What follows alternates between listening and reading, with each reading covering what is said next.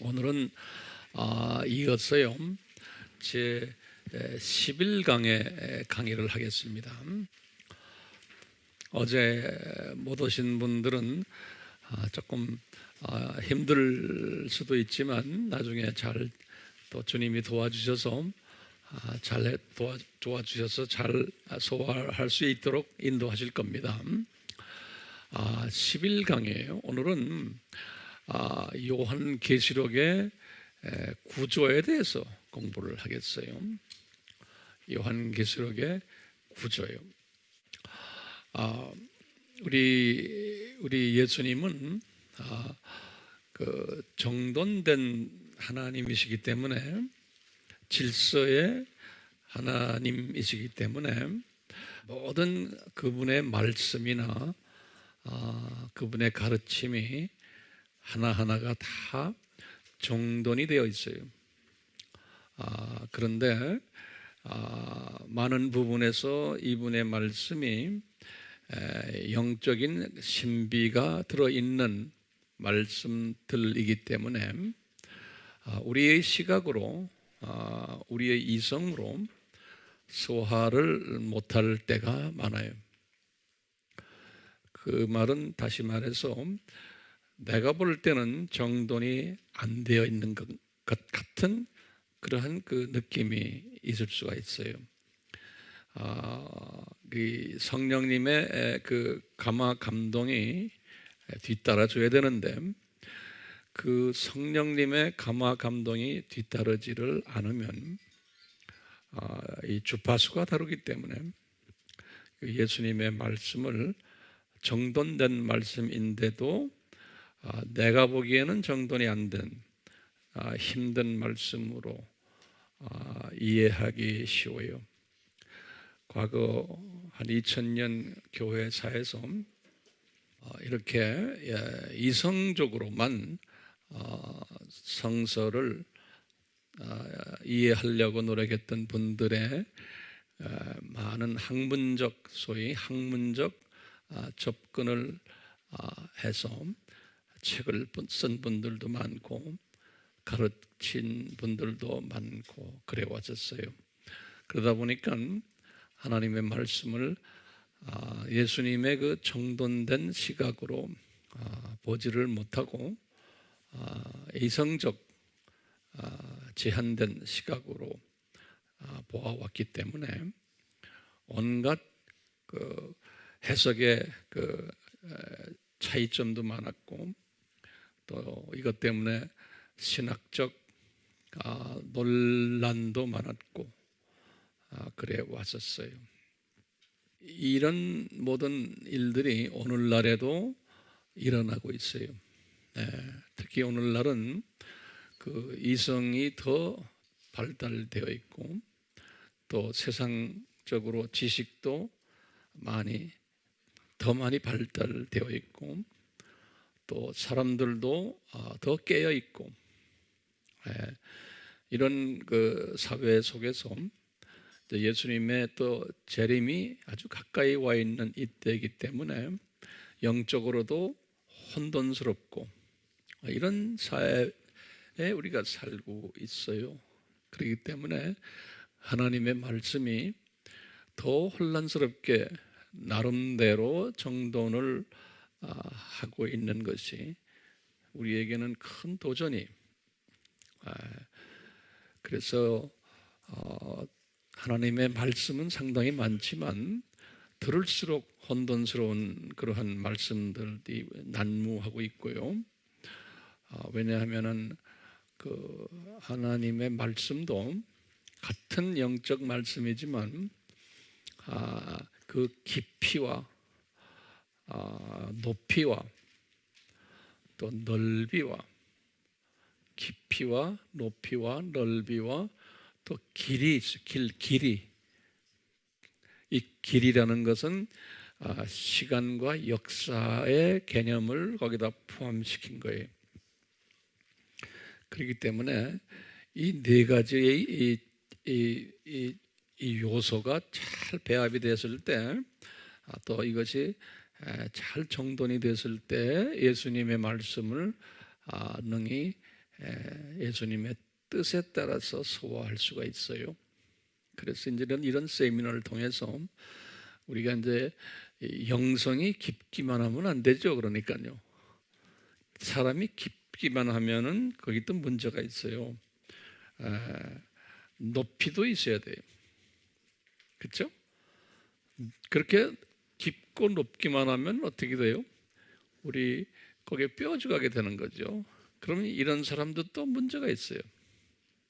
어떻게 돼야 돼요? 이게 또 넓어야 돼요. 그 그릇이 커지려면 깊고 높고 넓어야 돼요. 넓은 시각이. 그 우리 카메라를 봐도 이 넓은 앵글을 가진 걸 뭐라고 그래요? 와이드 앵글이라고 그러죠. 그 특별한 앵글이 그런 그 카메라의 그 앵글 그 장치가 되어 있어야만 되잖아요. 그 와이드 앵글로 보는 연습을 하는 거예요. 그런데요, 여기까지만 가져고도 충분치가 않은 거예요. 왜 그럴까요? 이 하나님의 말씀은 인간 역사 속에서 움직이고 역사 속에서 가르침을 주셨기 때문에 이 역사관이 있어야 돼요. 시간관이 있어야 돼요. 그래서 1세기 때 하신 말씀, 또 2세기 때, 3세기 때, 이거 왜냐하면 예수님은 그 전번이 아니라 창세 전부터 말씀하셨거든요. 그래서 쭉 하면서 구약의 4,000년 역사 이야기하시고 그 전 아담 타락 전의 그 역사, 그 영혼 세계에서의 역사 이야기도 하시고 그 엄청난 길이가 있어요. 길이. 그 이 길이를 보는 그 시각이에요. 그러니까 그릇이 크면서 이 그릇이 시간에 따라서 움직이는 그릇이에요. 그걸 소위 융통성 또는 거대한 시각이라고 그럴까요? 거시적인 시각이라고 그러죠. 이 거시적이라는 말은 꼭 시간이 거기에 포함되어 있어요. 그래서 우리가 이 시간을 이야기하는 그러한 개념을 설명하기 위해서 칠판에 도표도 그리고 이제 이렇게 해왔어요. 그래서 지금 이 종말론도 그런 차원에서 네 가지 학설을 드리는 것은 제가 네 가지 학설을 드린 목적이 뭐겠어요? 이 깊이와 이 높이와 넓이와 이 길이, 그러면서 어제도 우리 도표 그랬죠. 종말론이 어떻게 이 역사 속에서 움직여 왔는가, 이걸 우리가 다 보는 시각을 가져야 돼요. 그러면 이제 우리가 이제 오늘부터 구체적으로 이제 이렇게 요한계시록을 들여다볼 때 이 요한계시록에 깔려 있는 주님의 뜻을 좀 더 멋있게 볼 수가 있어요. 그래서 어저께 참석을 못했던 분들 그런 부분에서는 좀 놓치신 것 같아. 미안하지만요. 근데 이런 세미나나 뭐가 있으면 첫날부터 만사제쳐놓고 이렇게 참석하는 그런 습관을 가지세요. 그러면 꼭 뭘 놓치세요. 어디에 놓친 분들은 나중에 보면 딴소리 하는 분들이 가끔 있어요.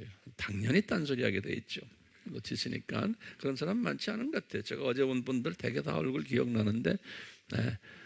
자, 그건 그렇고요.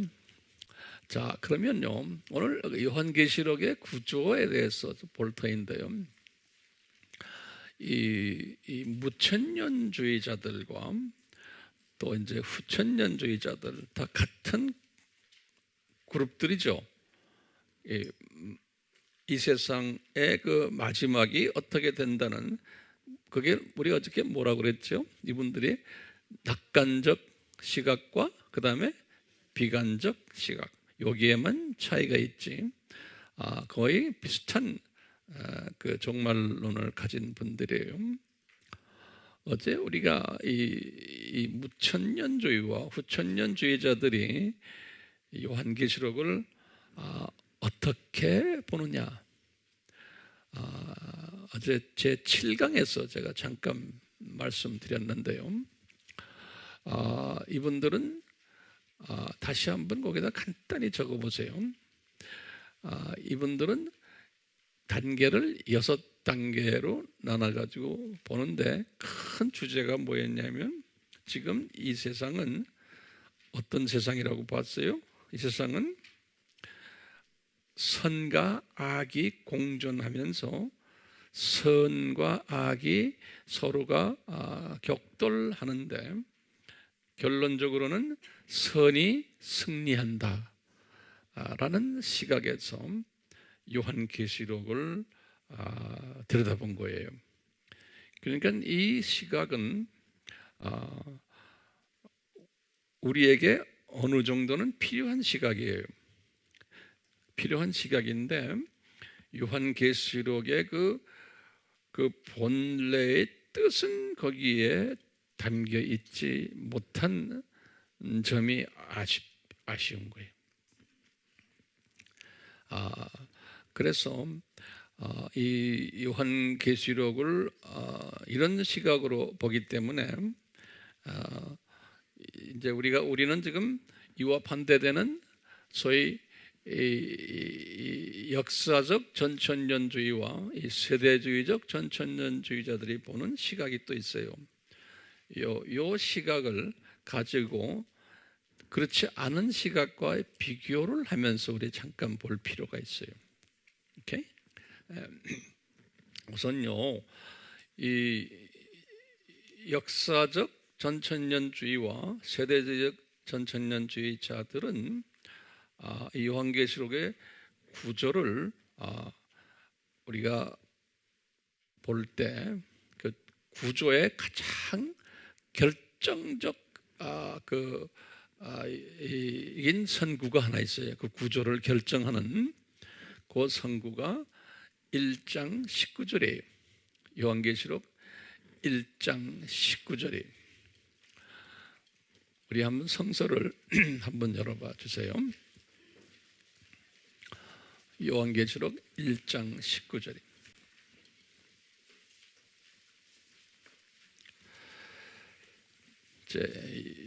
중심 구절이니까요. 그 구절을 잘 기억해 주시길 바라요. 이제 요한에게 주신 말씀에 요한아, 내가 본 것들, 거기 성경에 좀 마크를 해놓으세요. 내가 본 것들.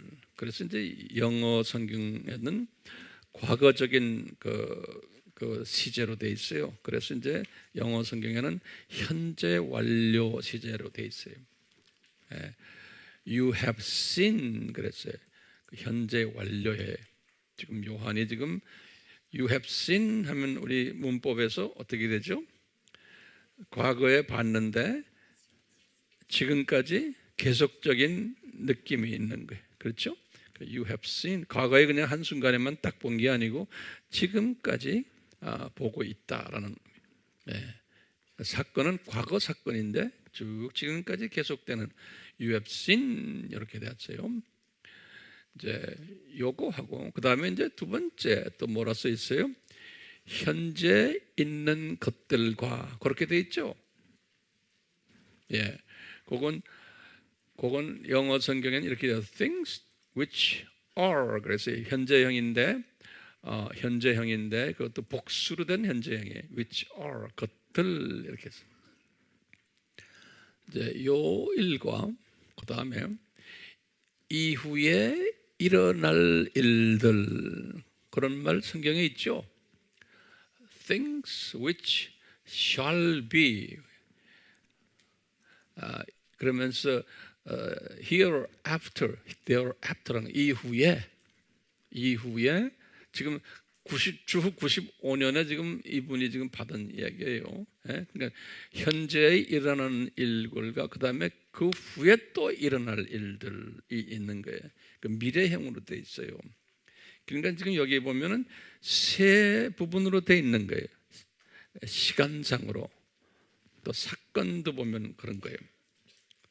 내가 본 것과 그 다음에 현재 있는 일들과 그 다음에 이후에 일어날 일들 이렇게 이제 해놨거든요. 그래서 요 선구 때문에 요한계시록 전체를 이 선구에 맞춰서 구조적으로 셋업을 하는 그 그룹이 요 역사적 팀들과 세대주의 팀들이, 전천년주의자들이 요 구조를 중시해요. 이 무천년주의나 후천년주의자들은 이 구조를 별로 중시하지 않아요. 이분들은 그냥 계시록 1장은 그냥 서론장이다라고 보는 거예요. 서론장이다. 네, 그냥 1장은. 그래서 이 구절에 초점을 맞추지를 않아요. 왜냐하면 요한계시록은 미래를 향한 책이라고 보지를 않는 거예요.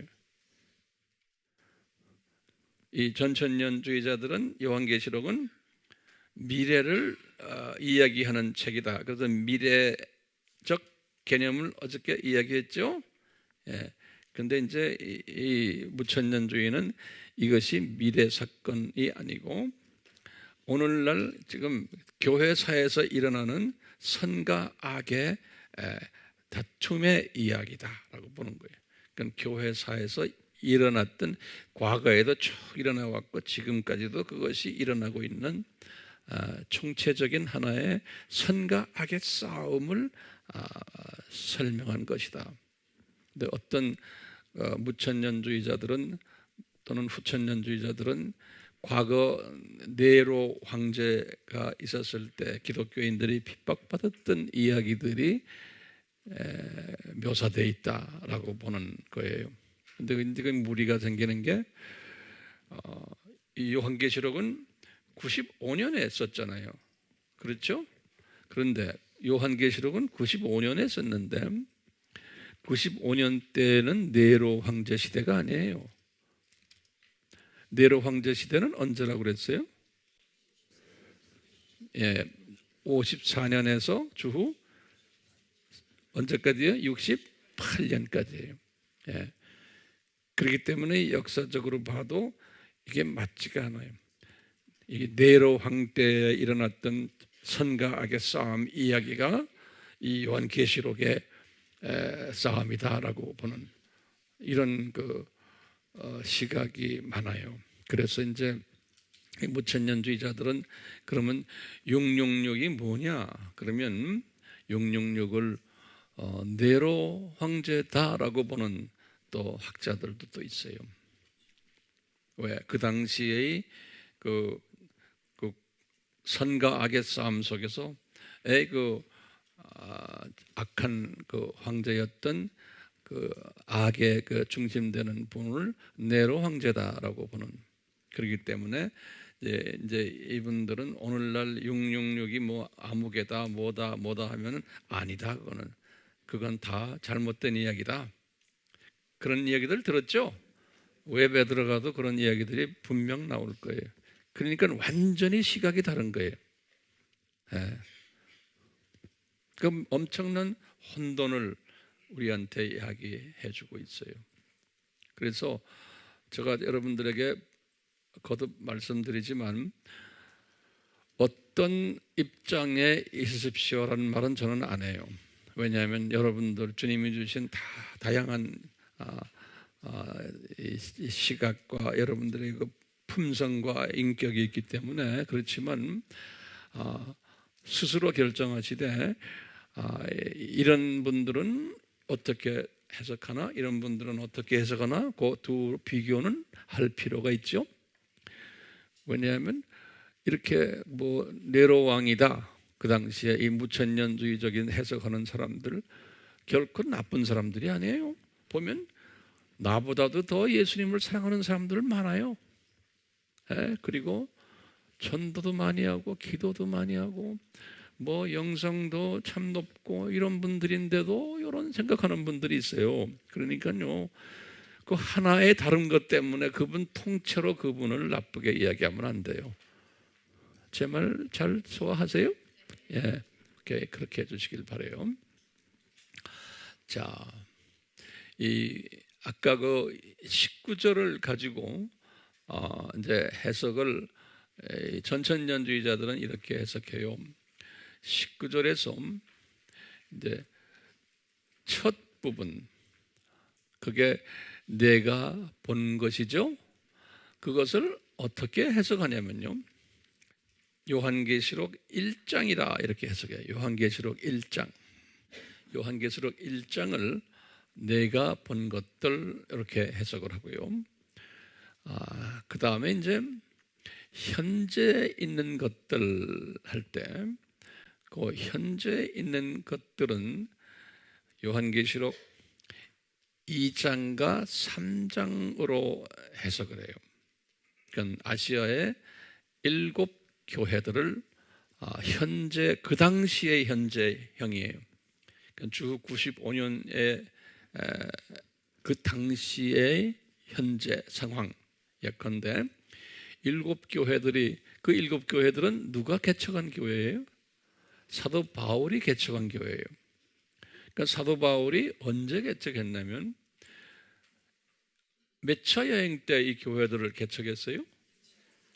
2차 여행 때죠. 그렇죠? 우리 AMI 아미 교회 교인들은 아주 이런 거, 그래서 우리가 이 역사가 필요하고 사도행전 공부가 절대적으로 필요한 거예요. 사도행전 공부가, 그것도 역사적 개념으로. 그러니까 2차 여행 때 요 7 교회들이 개척이 됐어요. 근데 요 7 교회들 중에 우리가 한 교회가 빠진 게 있어요. 실은 8 교회가 돼야 될 텐데, 거기 뭐예요? 골로새 교회. 그렇죠? 골로새 교회는 지금 이 여기에 없어요. 그럼 골로새 교회는 왜 없을까? 골로새 교회는 항상 바울이 그 7번째인 라오디게아 교회, 그 교회와 같이 취급을 해요. 다시 말하면 두 도시가 쌍둥이 도시로 이렇게 돼 있어요. 쌍둥이 도시로.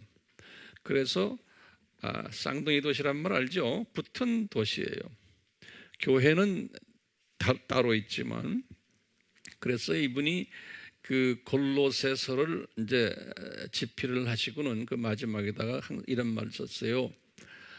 골로새 교인들아, 이 편지를 읽고는 그 다음에 라오디게아 교인들에게도 이 편지를 전해드려라, 그러는 거예요. 됐죠? 그래서 라오디게아는 골로새 교회와 동일시하는 그러한 바울의 시각이 있다는 걸 아시고, 예수님도 지금 7 교회를 말씀하실 때 골로새 교회는 라오디게아 교회에 속해 있다는 것을 염두에 두시고 말씀하신 거예요. 우리 어저께 봤지만 이 성령님께서는 질서가 있으시기 때문에 요한계시록은 항상 7이라는 숫자에 초점을 맞추세요. 그러니까 8 교회를 하지 않으시고 골로새와 라오디게아는 하나로 딱 붙여서 7 교회로 딱 그렇게 하셨어요. 그 7이라는 숫자는 어떤 숫자일까요? 성서에서는 항상 완전 숫자라 그러죠. 하나님의 뜻을 이루는 데 필요한 완전 숫자다, 이렇게 보시면 돼요. 그래서 항상 이 7이라는 숫자를 많이 쓰셨죠. 몇 번 썼다고 그랬어요? 52번째, 2번 썼다고 기억나세요? 예, 그만큼 많이 썼어요. 7이라는 숫자.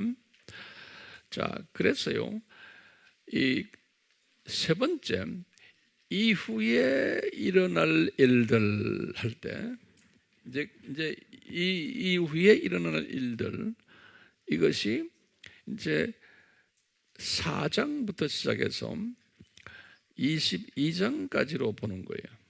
이후에 일어날 일들 통째로 그렇게 보는 거예요. 오케이?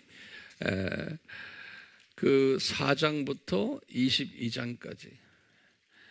그러니까 요한계시록은 4장부터 22장까지니까 요한계시록의 대부분이 장차 일어날 일들에 대한 메시지라고 보면 되시겠어요. 그래서 이 장차라는 것은 과거 2세기, 3세기, 4세기 사람들도 그 당시에 자기네가 볼 때는 말세라고 생각을 하고, 그분들도 이 요한계시록을 그 당시의 상황 속에서 해석을 했을 테고, 심지어는 18세기, 19세기 사람들도 주님의 재림이 가까웠다라고 보고 이것을 그런 식으로 아마 해석을 했었을 거예요. 근데 그렇게 하지 못하도록 어떻게 했다고 그랬어요? 봉하라 그랬잖아요. 그러니까 그 당시에 해석을 만약에 했던 분들은 정확한 해석이 아닐 수가 있죠. 왜냐하면 봉해놨는데 자기가 그냥 자기 이성적으로 해석해버린 거나 마찬가지예요. 근데 이제 오늘날 와서 요한계시록에 대한 그 해석들이 20년 전이 다르고 5년 전이 다르고 1년 전이 다르고 끊임없이 새로운 그 시각들을 가지고 해석하는 분들이 여기저기에서 나타나요.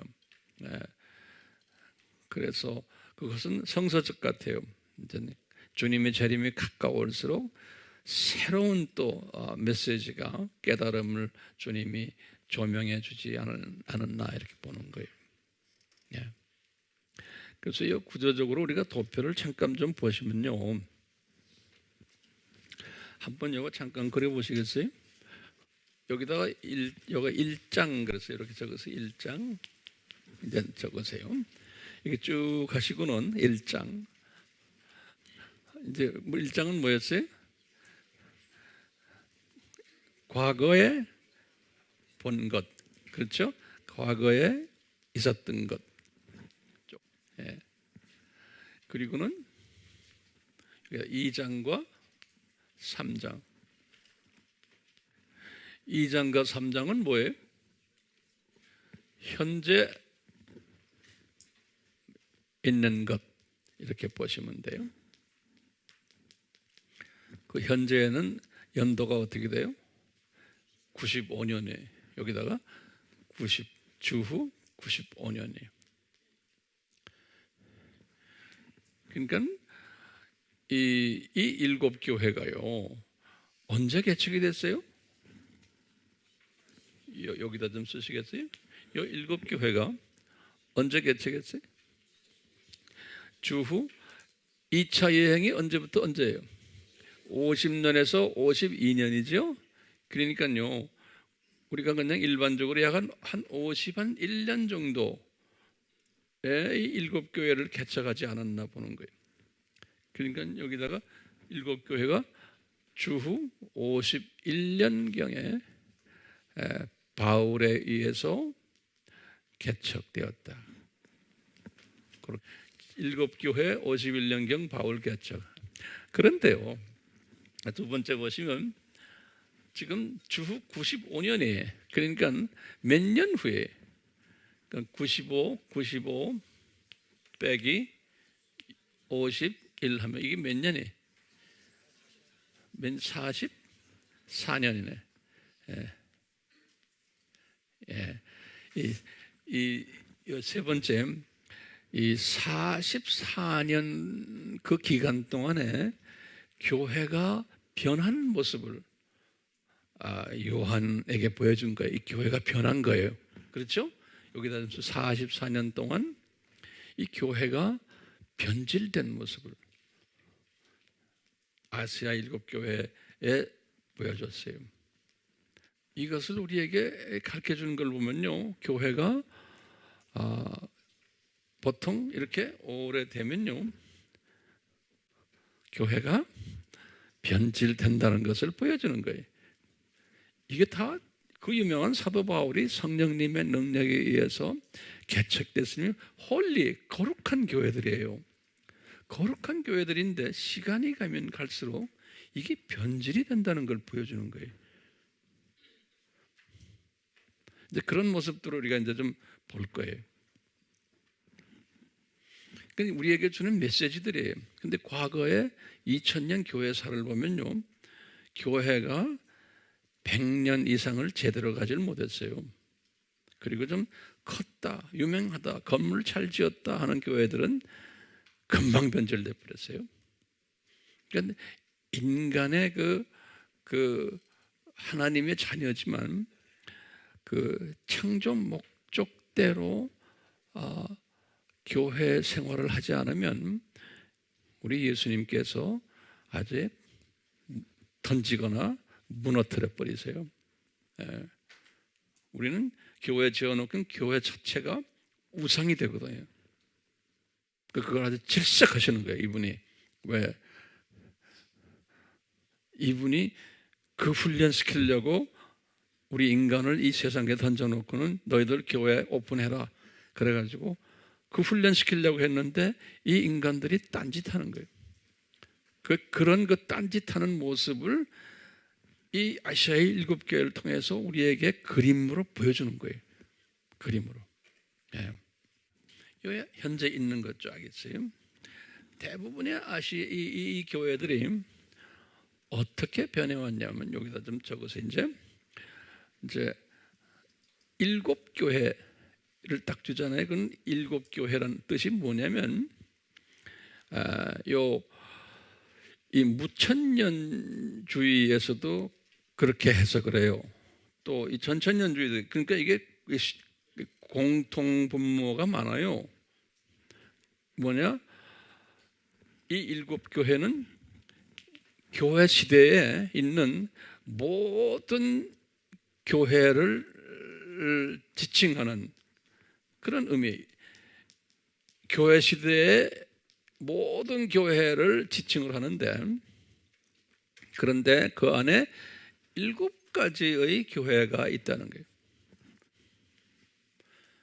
그런데 우리가 알다시피 5번째 보시면 그 중에 5교회는 꾸중을 받고, 어떻게 교회인데 꾸중을 받아요? 교회의 머리가 예수님이신데? 예? 그리고는 2교회는 칭찬을 받는 거예요. 2교회는 칭찬받는데 2교회에게는 면류관이 있는 거예요. 면류관을 약속하시. 이미 면류관을 받은 교회들이 그 2교회는. 그리고 요 2교회는 예수님이 요한에게 그래. 요 교회들은 다 핍박받고 조그마한 교회들이에요. 오케이? 나중에 우리 조금 자세히 볼 거예요. 네. 이게 현재 있는 거예요.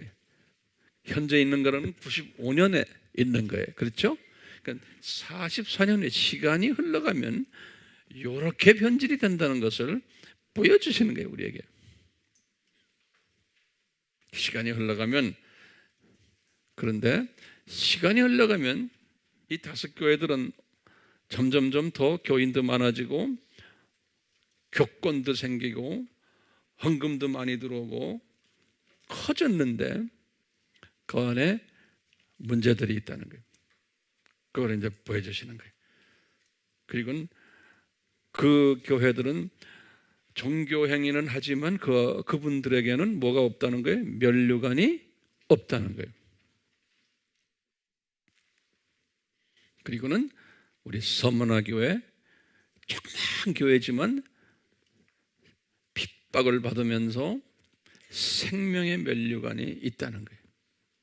서문화교회. 그리고 필라델피아 교회도 조그만 교회인데 능력이 조그마하는 거예요. 그런데 너희들에게 면류관이 있는데 그것을 내가 꼭 빼앗기지 않도록 하겠다는, 그 면류관이 있다는 소린 거예요. 나머지 5교회는 면류관 이야기가 없어요. 그리고 꾸중 보는 이야기가 있어요.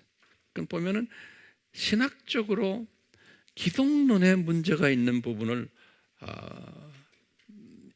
지적을 하세요. 요 나머지 5교회는 그 부분을 나중에 우리가 좀 이제 시간이 이제 될 때 같이 볼 거예요. 그리고는 이제 4장, 5장, 4장과 5장은 뭐예요? 이 요한이 이제 지금 요때부터 이제 미래 사건이거든요. 요때부터. 그래서 이제 여기 보면 이제 앞으로 있을 것들 그래서 앞으로 있을 것들. 그러니까 4장부터가 앞으로 있을 것들이에요. 네. 그 말은 뭐냐면 예수님의 재림 전에 나타날 것들이에요. 그건 오늘날 상황과 아주 딱 맞는 그 메시지들이죠.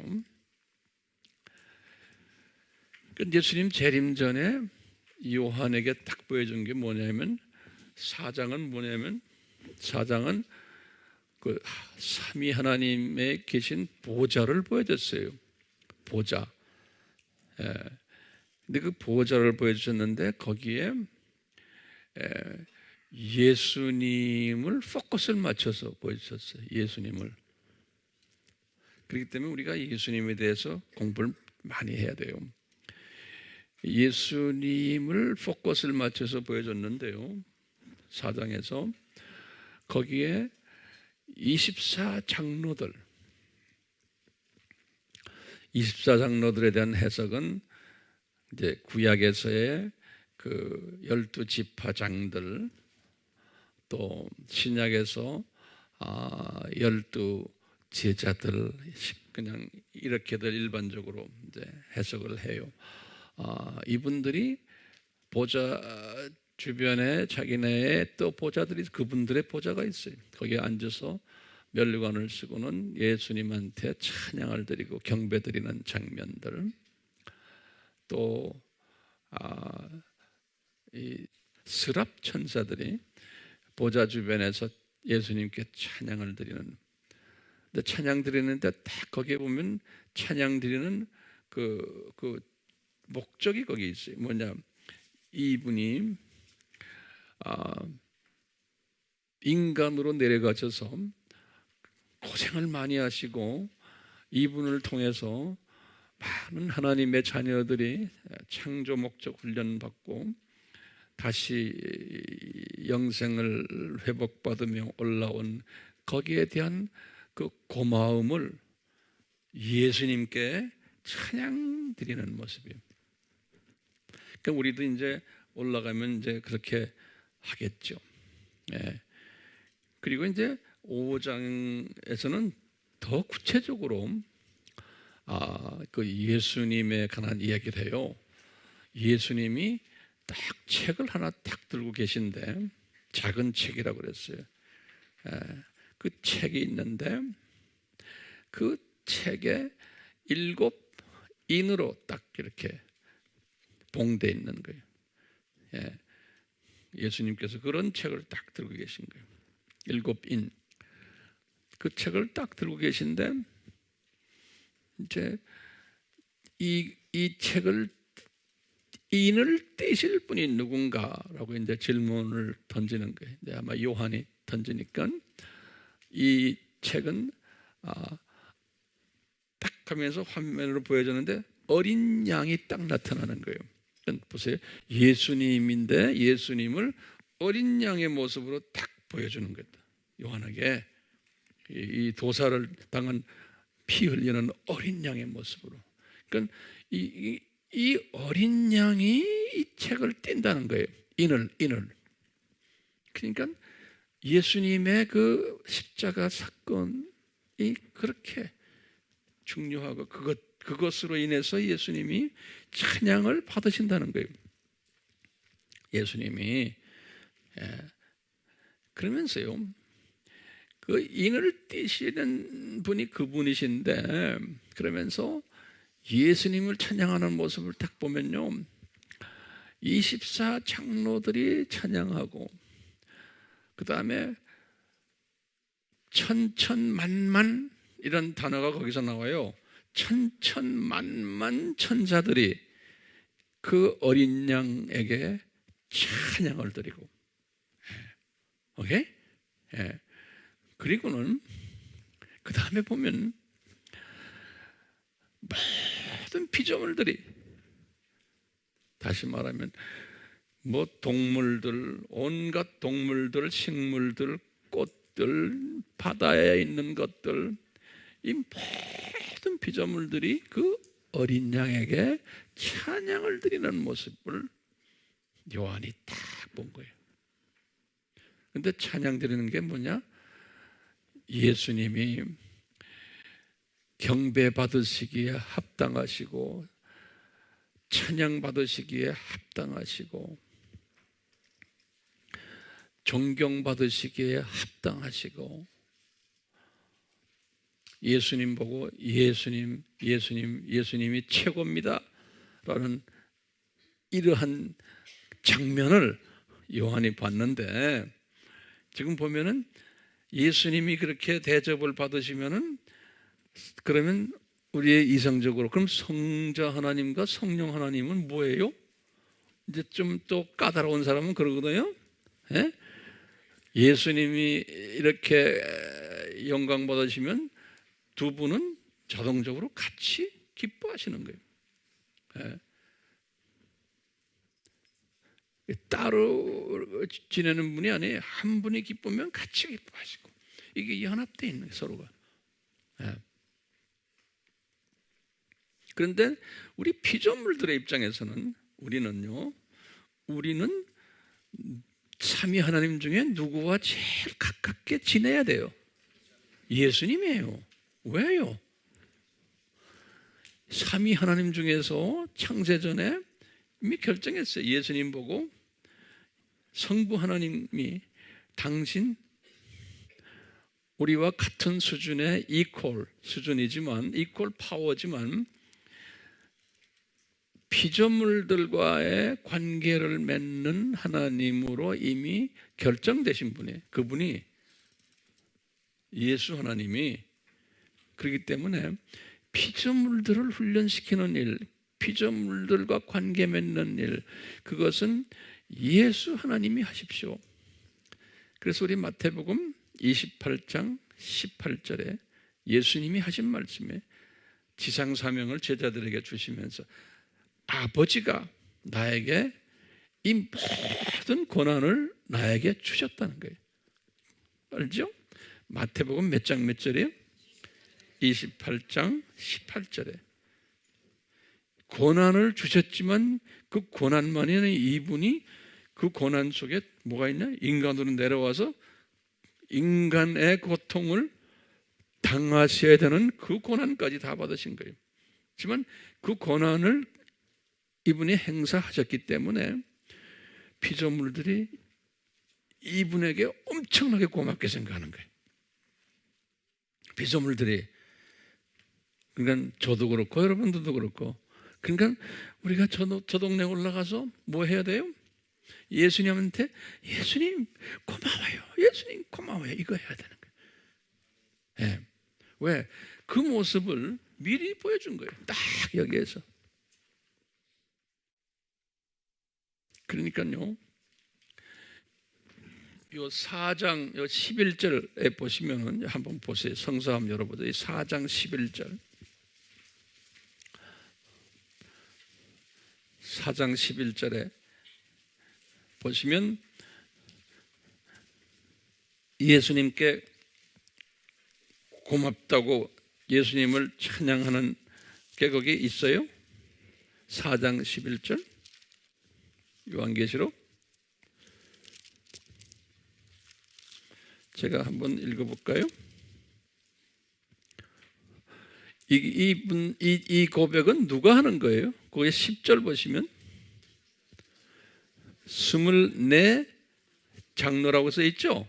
거기다 줄을 그어놓으세요. 여기 보시면 9절부터 제가 읽겠습니다. 그 짐승들이란 건 누구냐면 스랍 천사들이에요. 스랍 천사들. 우리 아미 식구들은 스랍 천사가 어떻게 생겼고 그룹 천사가 어떻게 생겼고 우리 공부했죠? 네. 자, 여기 보세요. 9절 보세요. 4장 9절에 그 짐승들이 보좌에 앉으시어 영원 무궁토록 살아계시는 분께 영광과 거기다 좀 주르고 상당히 표현들이 있어요.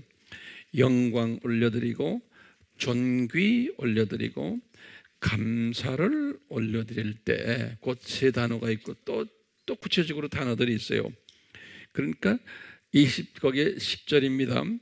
24장로가 보좌에 앉으신 분 앞에 엎드려 영원 무궁토록 살아계시는 분께 경배하며, 경배란 단어가 거기 또 있어요. 그들의 면류관을 그 보좌 앞에 던지며 말씀드리기를 오 주여. 그러니까 우리가 봐요. 오 주여 또는 지금 경배할 때 누구한테 드리는 거예요? 예수님께 드리는 거예요. 오케이? 성부 하나님께 드리는 게 아니에요. 성령 하나님께 드리는 게 아니에요. 구체적으로 예수님께 드리는 거예요.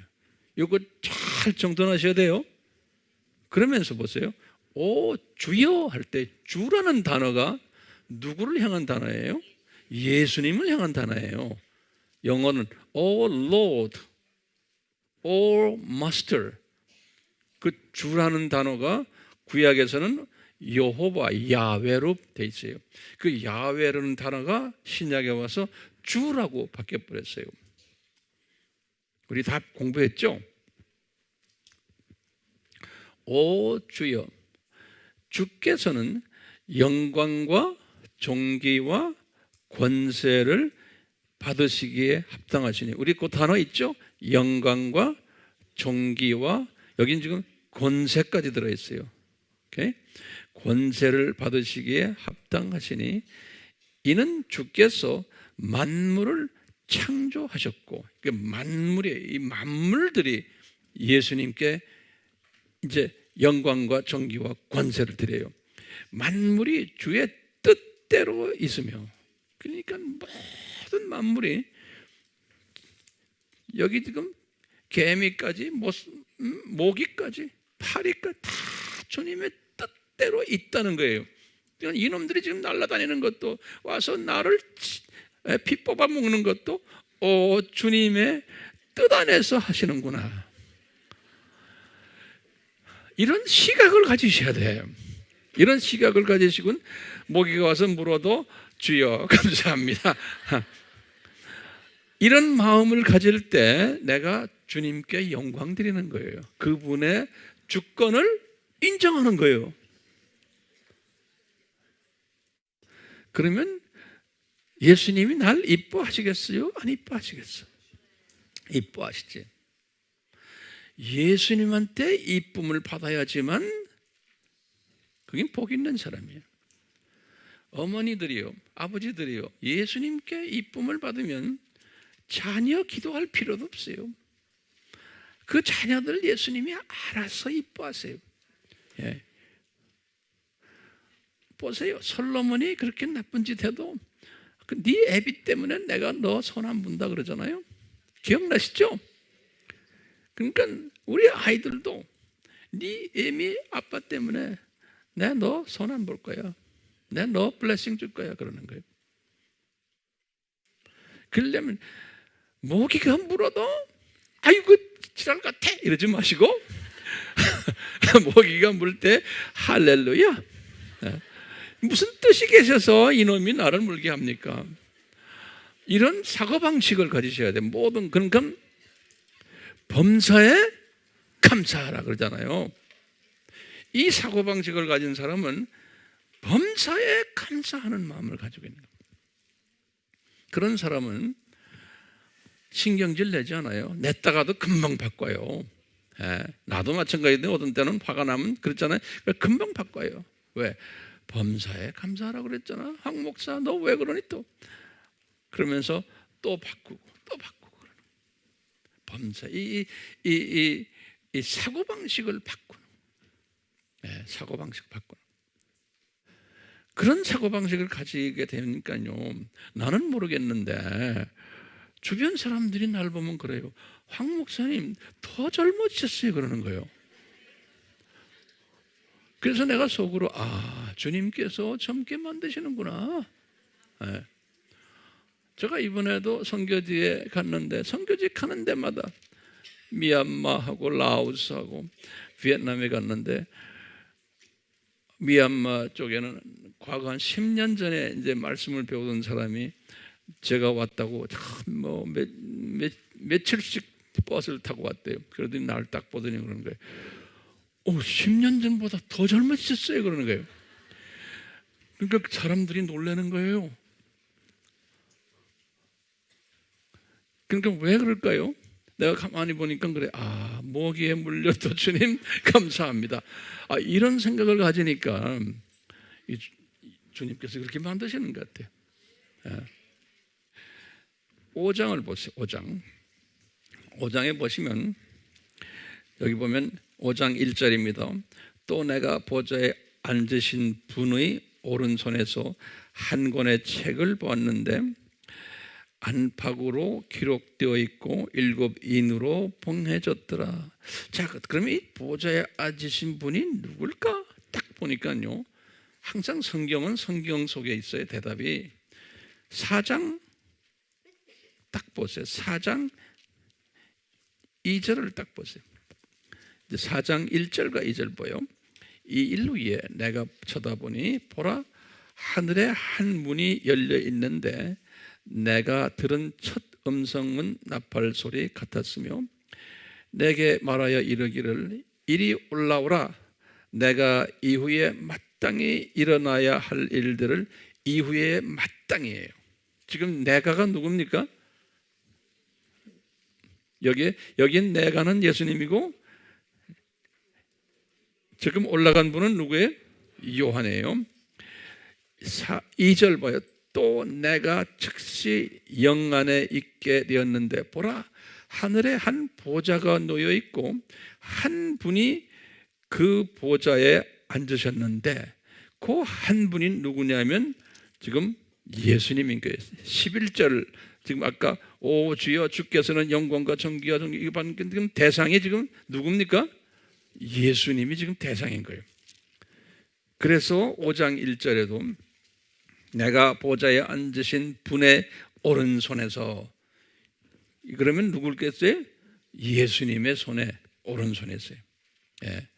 그러다가 이제 쭉 보면 그분이 갑자기 6절에 보면 이에 내가 보니 보라, 보좌와 내 짐승의 한가운데서와 장로들이 한가운데서 도살당하였던 것 같은 한 어린 양이 서 있는데 7뿔과 그 어린 양에다 줄을 건으세요.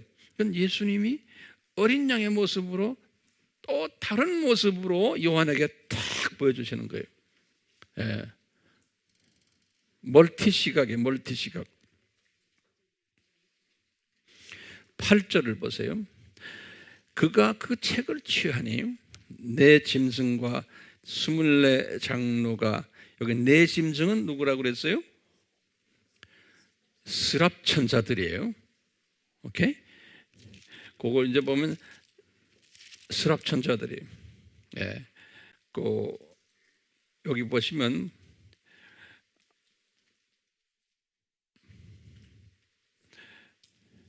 여기 6절부터 4장 6절부터 보시면은요, 네 짐승에 대해서 나와요. 4장 6절에 보좌 앞에서 수정과 같은 유리 바다가 있고 그 보좌 가운데와 보좌 주위에 앞뒤로 눈이 가득한 네 짐승이 있더라 그랬어요. 거기다 네 짐승에다 줄을 그어놓고요, 그 네 짐승의 모습을 보여주는 거예요. 첫째 짐승은 사자 같고 둘째 짐승은 송아지 같으며 셋째 짐승은 사람과 같은 얼굴을 가졌고 넷째 짐승은 날아다니는 독수리 같더라. 그러니까 지금 요 짐승이 누구냐? 요 짐승이 보면 스랍 천사예요. 왜냐? 거기다 적어 놓으세요. 에스겔서 1장 10절에 보면 에스겔서 1장 10절에 보면 똑같은 그런 얼굴들 가진 천사가 스랍이에요. 그 다음에 이사야서 6장 2절에도. 그런데 구룹 천사는 얼굴이 그렇게 4개 있는데 모습이 조금 달라요. 에스겔서 10장 14절에는 구룹 천사의 모습이 나와요. 얼굴이 조금 달라요. 나중에 여러분들이 테이블에서 디스커션 할 때 보세요. 그러니까 그룹 천사가 더 높은 천사로 우리 공부했죠. 그래서 여기에서는 지금 요한이 스랍 천사가 이렇게 하는 걸 보여주는 거예요. 그러니까 이 천사들도 밤낮 쉬지 않고 8절을 보시면 4장 8절에 네 짐승들은 각각 자기 주위에 6날개의 날개를 가졌고 안쪽에서는 눈들로 가득하더라. 그들은 밤낮 쉬지 않고 말하기를 거룩하시도다 거룩하시도다 거룩하시도다. 전에도 계셨고 지금도 계시며 앞으로 오실 전능하신 주 하나님이요. 이렇게 앞으로 오실 전능하신 주 하나님이요. 거기다 줄은 거는 이게 누굽니까? 앞으로 오실 분이에요. 그러니까 아버지가 아니에요. 그렇죠? 성령님도 아니에요. 앞으로 오실 주 하나님은 누구예요? 예수님이에요. 그러니까 지금 이분들이 보좌에서 예수님에게 집중적으로 지금 포커스를 맞춘 거예요. 그러면서 이제 이 짐승들이 9절에 보니까 보좌에 앉으시네요. 영원 무궁토록 살아계신 분께 영광과 존귀와 감사를 드리고 24 장로들도 그 10절에 보면 똑같이 그러는 거예요. 그러면서 24 장로들이 뭐라고 그랬어요? 주께서 만물을 창조하셨고 만물이 주의 뜻대로 있으며 또 창조되었기 때문입니다. 그러니까 예수님께 찬양드리는 목적이 예수님은 창조하신 분이시고 만물을 나만이 아니에요. 만물을 우리 모기까지 항상 이야기하잖아요. 만물을 창조하신 분 예수님이시고 그 다음에 창조만 했어요. 그 만물들이 예수님의 뜻대로 존재하며 그런 거예요. 예수님의 뜻대로 존재하며 그것을 위해서 창조됐다는 거예요. 그렇기 때문에 영광 받으십시오. 그러니까 우리 인간들에게만 영광 받는 게 아니고 만물들에게서도 영광을 받으셔야 됩니다. 이게 왜? 만물들을 창조하신 분이시기 때문에.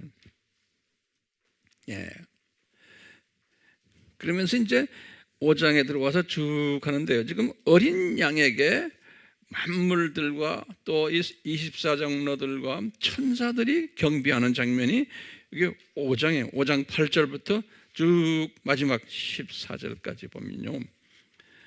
우리 한번 5장 8절부터 봐요. 이제 어린 양에게 하는 거. 왜냐하면 왜 어린 양의 모습을 보여줘요? 이분이 100% 인성이 되셔서 창조도 되시는 분인데 100% 인간이 되셔서 우리에게 새 생명을 허락하는 일을 하셨기 때문에 그래서 보세요. 8절 그가 그 책을 취하니 네 짐승과 24 장로가 각각 하프와 향으로 가득한 금 호리병을 가지고 그 어린 양 앞에 엎드렸으니 그 향은 성도들의 기도라. 그들이 새 노래를 부르며 말하기를 주께서 그 책을 취하시며 그 봉인들을 열기에 합당하시나이다. 이는 죽임 당하셨던 주께서 하나님께로 각 족속과 언어와 백성과 민족 가운데서 우리를 주의 피로 구속하여 우리 하나님 앞에 우리를 왕들과 제사장들로 삼으셨으니 우리가 땅 위에서 통치하리라 하시니라. 이때 우리 하나님 앞에서 그때 하나님 our God 그랬어요. 우리 하나님 할 때는 삼위 하나님으로 생각해도 돼요. 성부 하나님, 성자 하나님. 가시란 말은 엘로힘이거든요. 그래서 이제 그 앞뒤를 이렇게 보면은 예수님으로도 그냥 볼 수도 있고 삼위 하나님으로도 볼 수 있어요. 근데 거기에 대해서 나한테 질문하세요. 나도 잘 몰라요. 그 이상밖에. 근데 11절 보세요. 11절 보면 또 내가 보니 그 보좌와 짐승들과 장로들을 둘러선 많은 천사의 음성을 들었는데 그들의 수가 만만이요 천천이라. 이건 일반 천사들이에요. 그 일반 천사들이죠. 예. 엄청나는데 이 소리가 들려오는 거예요. 멀리서 쫙 들려오는 거예요. 그들의 음성을 들었는데 그들의 수가 만만이요 천천이라. 기가 막힌 화음으로 이분들 찬양하겠죠.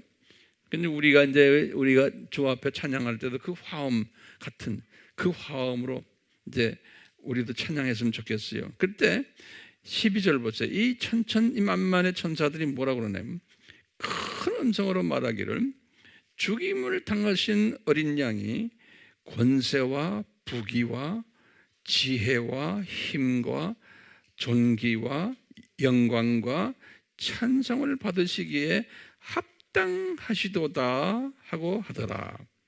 천사들이요. 그 다음에 보세요.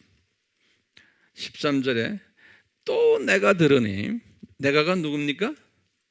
요한이에요. 내가 들으니 하늘과 땅과, 그건 하늘과 하니까 어디겠습니까?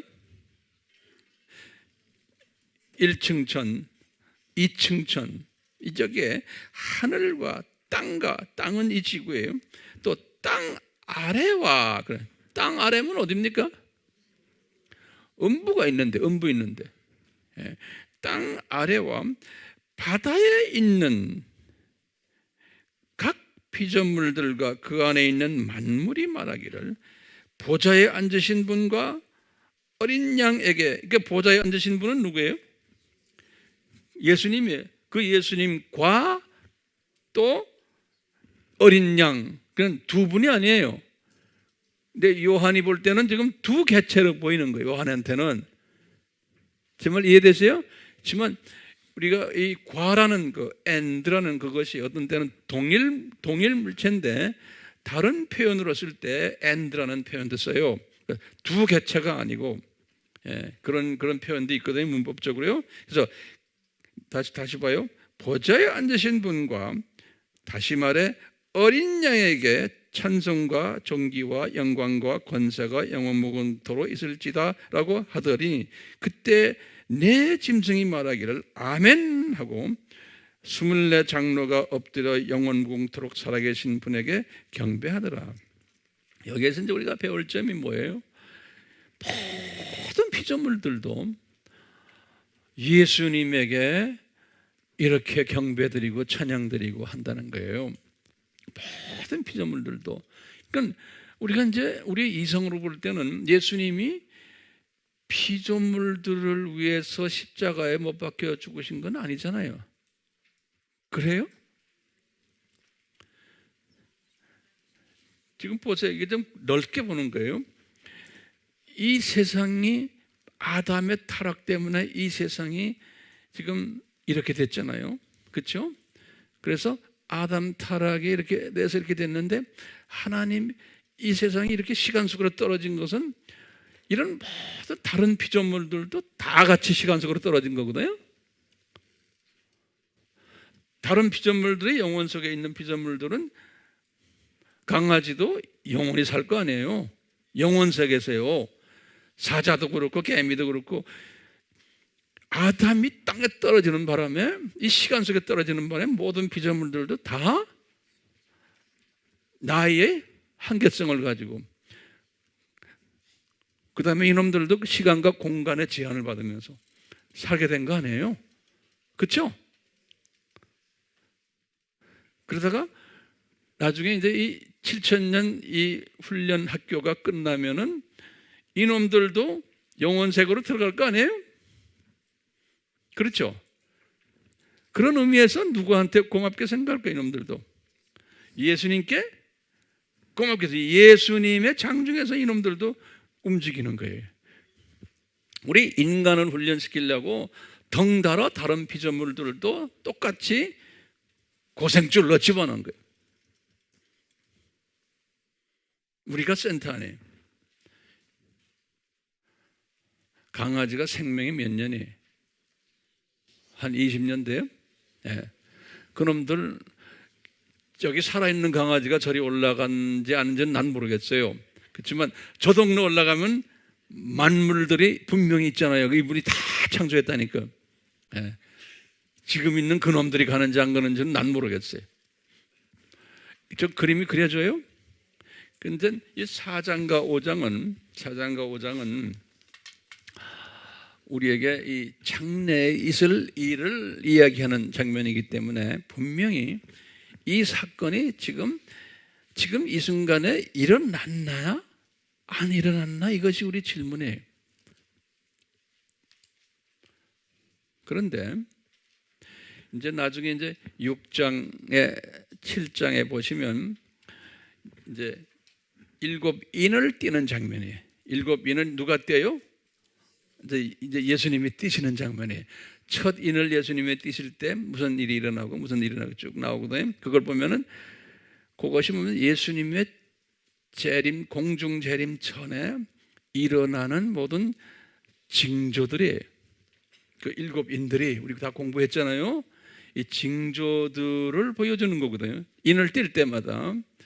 그런 걸 보면 이 4장과 5장의 이 장면은 이미 실현되지 않았나 보는 거예요. 아마 우리가 살고 있는 이 세대에 정확하게 언제 실현됐는지 모르지만, 그러니까 예수님의 재림의 징조들 중에 첫째인, 둘째인, 셋째인 이 인에서 이야기하는 모든 징조들이 이미 우리 눈앞에 지금 나타나 있거든요. 이미 나타나 있기 때문에 4장, 5장 사건은 20세기든 21세기든 언제는 제 생각은 한 20세기 정도에 이미 이 사건이 일어나지 않았나 보는 거예요. 우리가 못 봐서 그렇죠. 그렇기 때문에 오늘날 우리는요, 기도를 할 때 이제 이 보좌의 기도를 하는 거예요. 우리가 기도를 할 때 어떻게 하느냐? 이 4장의 모습을 쫙 비전으로 보는 연습을 하는 거예요. 지금 오늘날은 이제 우리에게 그런 은혜를 주셨어요. 이 재림 전에 하나님의 자녀들은 소위 보좌의 기도를 할 수가 있는 거예요. 왜? 이미 이것이 재림 전에 있을 것을 요한에게 보여줬기 때문에. 그래서 지금 4장의 그 장면을 딱 보는 거예요. 기도하면서 말로 이야기할 필요도 없어. 혼자 묵상하면서 이걸 쫙 그리는 거예요. 그럴 수 있죠? 그다음에 5장의 모습도 쫙 그리는 거예요. 그러려면 4장과 5장을 자꾸 묵상하면서 그것을 visualize, 시각화하는 거예요. 4장과 5장을 이미 이루어진 장이기 때문에 이걸 시각화하면 엄청난 주님의 기쁨이 있을 거예요. 그 시각화하시면서 지금 이 순간에도 지금 스랍 천사들이 예수님께 찬양을 드리고 있고, 그렇죠? 경배 드리고 있고, 24장로들이 면류관을 던지면서 이렇게 하고 계시구나. 하여튼 한 순간에만 하는 것이 아니고 지금 이 장면은 특히 4장, 이제 5장 장면, 이건 왜냐하면 인을 띄기도 전이에요. 그래서 이 만물이 이 오실 예수님을 향해서 경배 드리는구나. 그 모습을 시각화하는 거예요. 시각화. 멋있겠죠? 시각화하면 그것을 everyday 하는 거예요. 순간순간. 이렇게 하는 사람은 복 있는 사람이죠. 예수님께서 우리 복이 뜨다 몇 번 얘기했죠? 7번 여기에 복이 뜨다, 복이 뜨다 했잖아요. 여기도 보면 똑같이 이렇게 하는 사람은 복이 뜨다.